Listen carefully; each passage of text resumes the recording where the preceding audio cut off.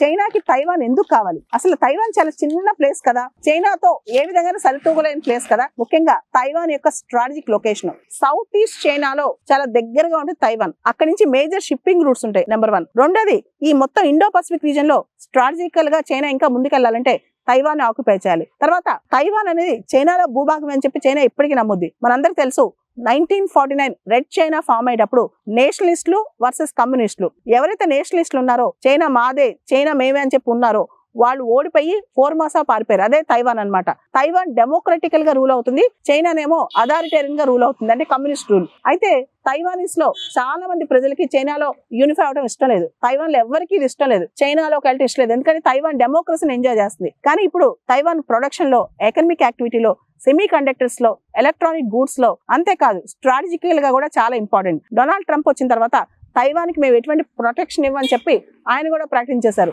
కాబట్టి Donald Trump tenure end అయ్యే లోపే, డొనాల్డ్ ట్రంప్ అమెరికన్ ప్రెసిడెంట్ గా ఎండ్ అయ్యే లోపే చైనా తైవాన్ ని కంప్లీట్ గా ఆక్యుపై చేసే అవకాశం కనిపిస్తుంది. అంతేకాదు చైనా సూపర్ పవర్ అవ్వాలి అన్న దిశగా ముందుకెళ్తున్నప్పుడు తైవాన్ లాంటి చిన్న చిన్న అంశాలు ఏవైతే ఉన్నాయో, అంటే ఎప్పటి నుంచో చైనా తైవాన్ క్లెయిమ్ చేస్తుంది కాబట్టి అది సెటిల్ చేసుకోకుండా సూపర్ పవర్ స్టేటస్ ఎలా వస్తుందని చెప్పి చైనా భావిస్తుంది అనమాట. ఆర్థిక పరంగా, వ్యూహాత్మకంగా, భౌగోళిక పరంగా చైనాకి తైవాన్ కావాలి, తైవాన్ ఖచ్చితంగా చైనా ఆక్యుపై చేస్తుందని ప్లాన్ కూడా చేసి పెట్టేసుకుంది.